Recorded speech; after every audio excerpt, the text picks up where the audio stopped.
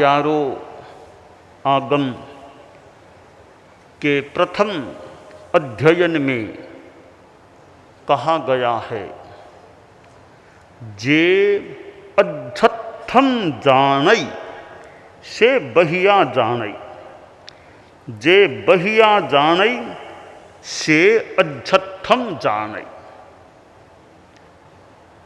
दो शब्द प्रयुक्त हुए हैं विशेषतया, वे हैं अध्यत्थम बहिया। अध्यत्थम अध्यात्म और बहिया बाह्य। जो बाह्य, जो अध्यात्म को जानता है वह बाह्य को जानता है, जो बाह्य को जानता है वह अध्यात्म को जानता है। एक अध्यात्म का जगत है, दूसरा बाह्य जगत है। एक चेतना का जगत है, आत्मा का जगत है, और दूसरा भौतिकता का जगत है, अचैतन्य का जगत है। अध्यात्म शब्द के अनेक संदर्भों में यहाँ आचारांग भाष्य में अनेक अर्थ बताए गए हैं। अध्यात्म क्या है? आत्मान मधिकृत्य प्रवृत्तम अध्यात्मम। अंतरात्मा में होने वाली प्रवृत्ति अध्यात्म है। मन से परे का चैतन्य अध्यात्म है। शरीर, वाणी और मन की भिन्नता होने पर भी चेतना की जो सदृशता है, समानता है, वह अध्यात्म है। संवेदन अध्यात्म है। और पांचवा अर्थ बताया गया है, वीतराग चेतना अध्यात्म है। वीतरागता में रहना अध्यात्म में रहना है। वीतरागता से बाहर रहना वो मानो बाह्य जगत में रहना है। तो आयारों में जो कहा गया, जो अध्यात्म को जानता है वह बाह्य को जानता है, जो बाह्य को जानता है वह अध्यात्म को जानता है। जहाँ तक ज्ञान की बात है तो ज्ञान तो अध्यात्म का भी हो सकता है और बाह्य जगत का भी ज्ञान हो सकता है। ज्ञान अपने आप में प्रकाशित होता है और ज्ञान दूसरों को प्रकाशित करने वाला भी होता है। ज्ञान अध्यात्म को भी जानता है और ज्ञान बाह्य को भी जानता है। केवल ज्ञान है, सर्वज्ञता है। एक केवल ज्ञानी मनुष्य अध्यात्म का तो वह है ही, अध्यात्म तो उसका जीवन है ही, अध्यात्म को तो जानता ही है। तो दुनिया भर की बाहर की बातों को भी, समस्त बाह्य बातों को भी वह केवल ज्ञानी मनुष्य जानता है। तो जो अध्यात्म को जानता है वह बाह्य को जानता है। तो बाह्य को जानने वाले केवल ज्ञानी अध्यात्म को भी जानते हैं और अध्यात्म को जानने वाले केवल ज्ञानी बाह्य को भी जानते हैं। ज्ञान अपने आप में एक पवित्र तत्व है। अच्छी बात का भी ज्ञान होता है और बुरी बात का भी, गलत बात का भी आदमी के पास ज्ञान हो सकता है। तो जान लेना, 3 शब्द हैं, हेय, उपादेय और ज्ञेय। छोड़ने योग्य, ग्रहण करने योग्य और जानने योग्य। पुरानी भाषा में छांडवा जोग, आदरवा जोग, जानवा जोग, ये शब्द थे। छांडवा जोग छोड़ने लायक, आदरवा जोग लेने ग्रहण करने लायक, जानवा जोग जानने के योग्य। तो ज्ञेय तो सभी तत्व हैं। पुण्य भी ज्ञेय है, पाप भी ज्ञेय है, आश्रव भी ज्ञेय है, बंध भी ज्ञेय है। नव तत्वों में सारे ही तत्व ज्ञेय हैं, जानने लायक हैं। तो जानना तो अच्छे को भी बुरे को भी, दोनों का ज्ञान किया जाता है, किया जा सकता है।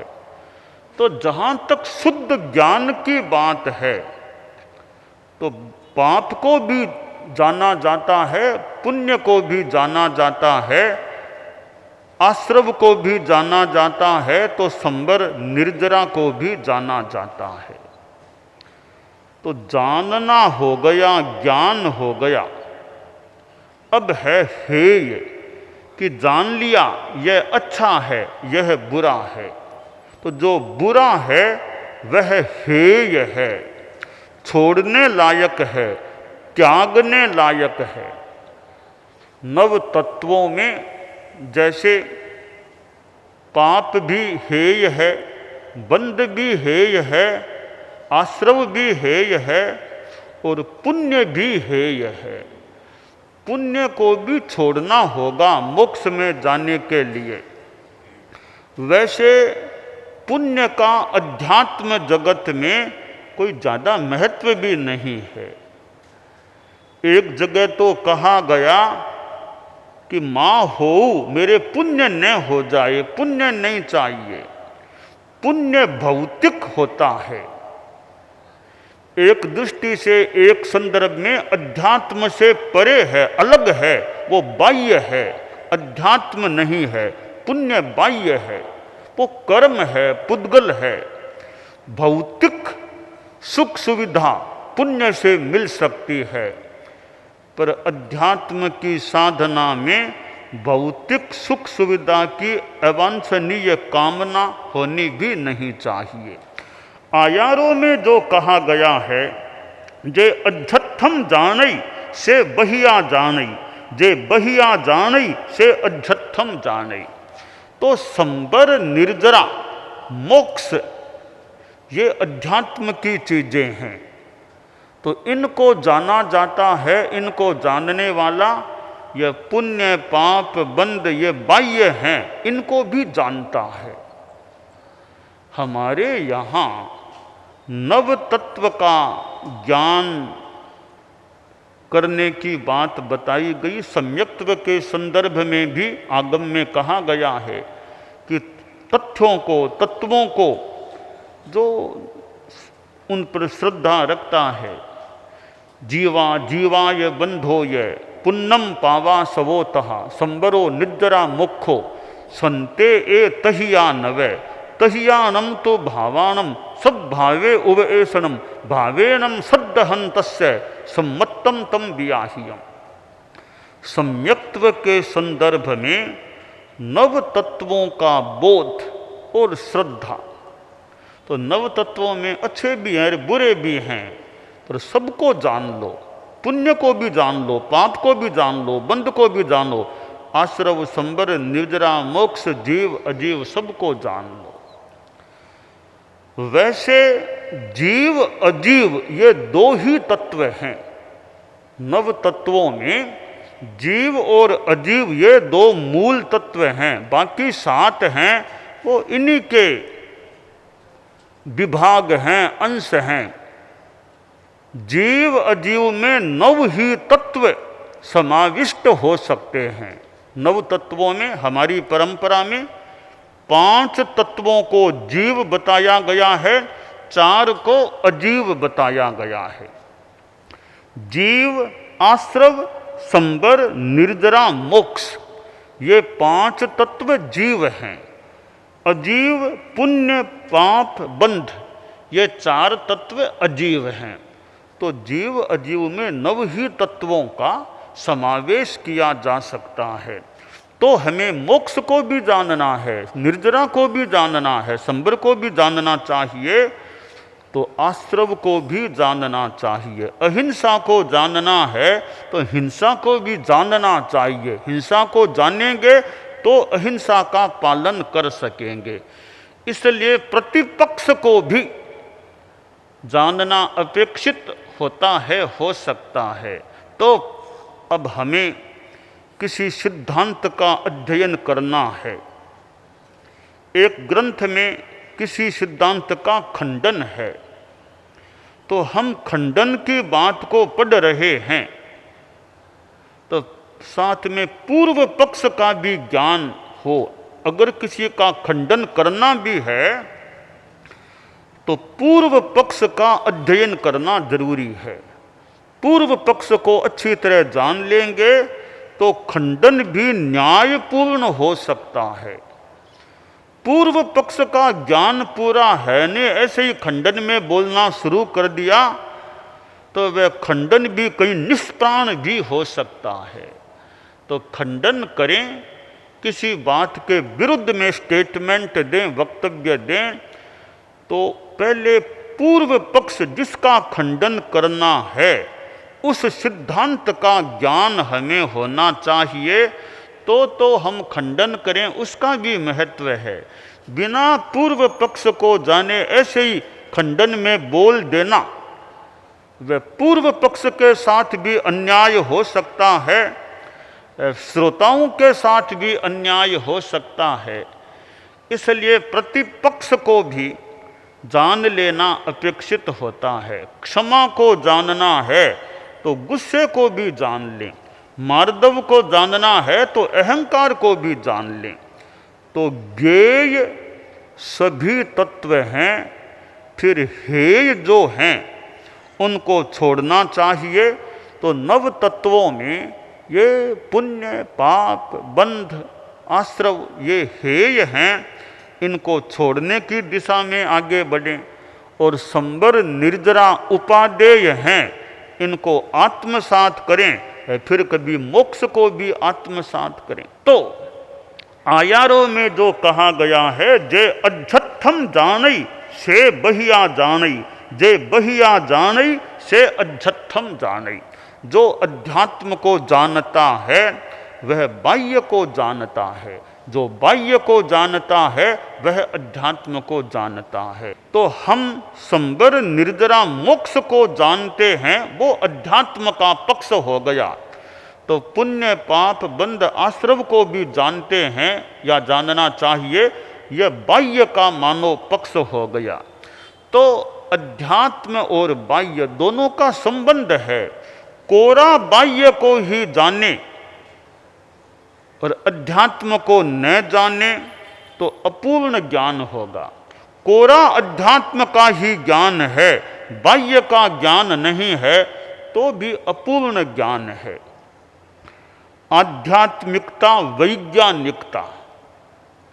योगक्षेम वर्ष जब गुरुदेव तुलसी के सान्निध्य में सन 1989 में जैन विश्व भारती में लाडनों में आयोजित हुआ था, उस समय आध्यात्मिक वैज्ञानिक व्यक्तित्व का निर्माण, ऐसी बात कि आध्यात्मिकता भी साथ में वैज्ञानिकता भी, कि आध्यात्मिकता है ही, साथ में वैज्ञानिक दृष्टिकोण भी हो जाए। कोरी वैज्ञानिकता नहीं, साथ में आध्यात्मिकता भी हो।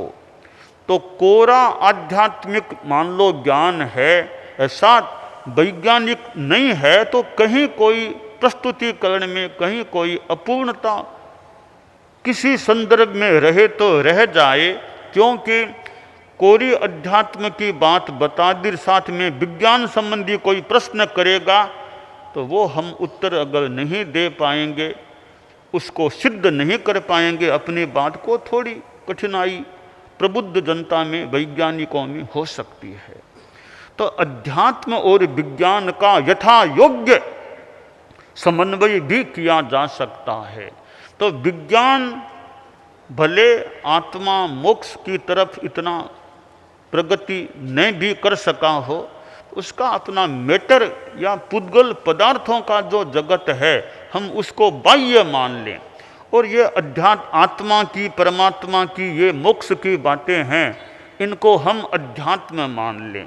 तो अध्यात्म को भी जान लेना और यथा योग्य विज्ञान को या बाह्य को भी जान लेना, तो परिपूर्णता के लिए आवश्यक है कि अध्यात्म का भी ज्ञान हो और भौतिकता बाह्य का भी ज्ञान जानकारी हो।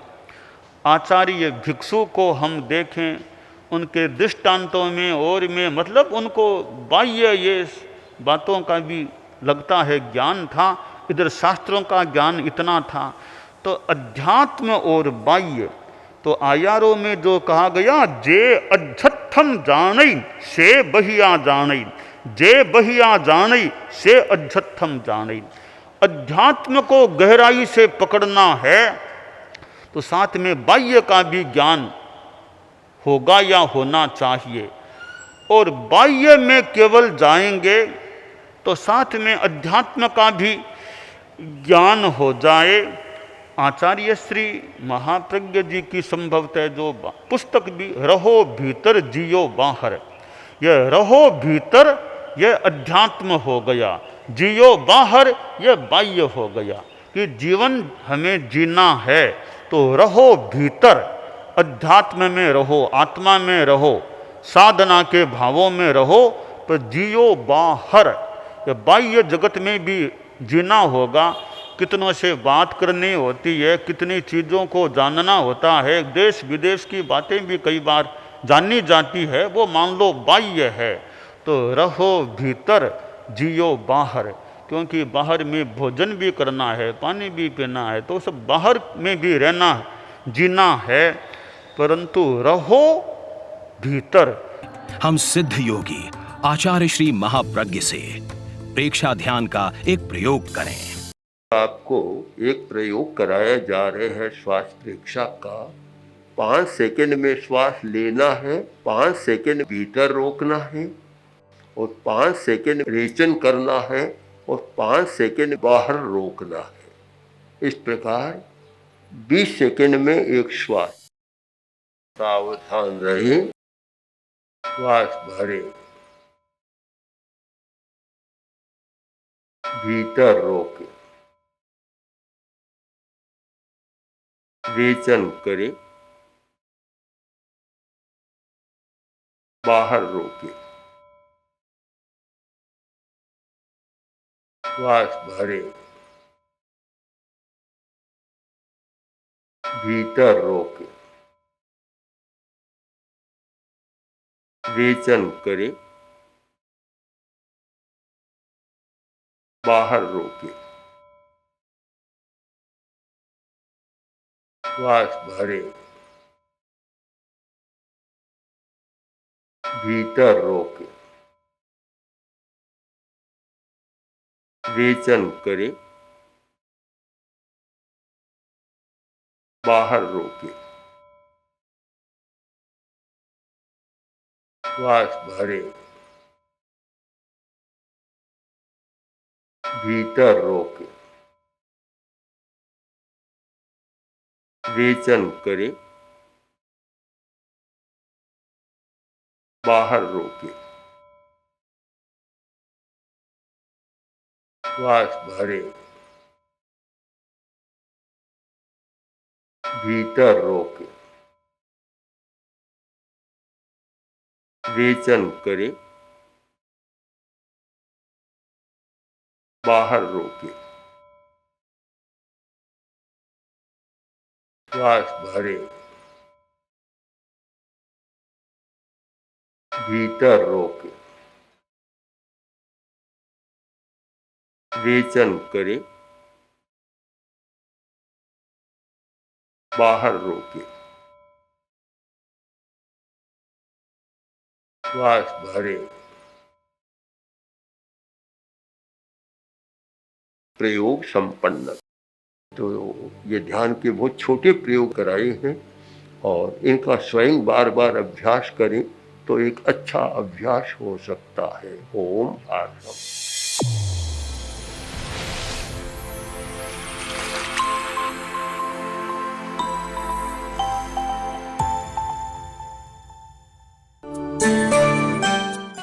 एकाग्रता, तन्मयता, अपने आप को मंगलमय अनुभव करते हुए नमो अरहंताणम, नमो सिद्धाणम, नमो आयरियाणम, नमो उवज्झायाणम, नमो लोए सब्बसाहूणम, एसो पंचणमुक्कारो सब्ब पावपणासनो, मंगलाणं च सब्बेसिं पढ़मं हवइ मंगलम। चत्तारि मंगलम, अरहंता मंगलम, सिद्धा मंगलम, साहू मंगलम, केवलिपन्नत्तो धम्मो मंगलम। चत्तारि लोगुत्तमा, अरहंता लोगुत्तमा, सिद्धा लोगुत्तमा, साहू लोगुत्तमा, केवलिपन्नत्तो धम्मो लोगुत्तमो। चत्तारि शरणं पवज्जामि, अरहन्ते शरणं पवज्जामि, सिद्धे शरणं पवज्जामि, साहू शरणं पवज्जामि, केवलिपन्नत्तं धम्मं शरणं पवज्जामि। धम्मो मंगलमुक्किट्ठम्, अहिंसा संजमो तवो, देवावितं नमंसन्ति जस्य धम्मे सयामणो। च इत्ता भारहं वासं चक्रवट्टीमहिद्धियो, सन्ति सन्ति करे लोए पत्तो गइमणुत्तरम्। देवदानव गंधर्वा जक्ष रक्षस किन्नरा, बंभयारिं नमंसन्ति दुक्करं जे करन्ति तम्। मंगलं भगवान् वीरो, मंगलं गौतमो गणी, मंगलं स्थूलभद्राद्यः जैनधर्मोऽस्तु मंगलम्। मंगलं मतिमान् भिक्षुः, मंगलं भारमल्लकः, मंगलं रायचन्द्राद्या, मंगलं तुलसी गुरुः, महाप्रज्ञोऽस्तु मंगलम्। तेरा पंथोऽस्तु मंगलम्। विघ्नहरण मंगलकरण, स्वामी भिक्षुनो नाम, गुण ओळख समरण किया, सर अचिंत्या काम। विघ्नहरण मंगलकरण, स्वामी भिक्षुनो नाम, गुण ओळख समरण किया, सर अचिंत्या काम। विघ्नहरण मंगलकरण, स्वामी भिक्षुनो नाम, गुण ओळख समरण किया, सर अचिंत्या काम, सर अचिंत्या काम, सर अचिंत्या काम। एक दिवसीय त्याग आज आज के लिए धारणानुसार त्याग है।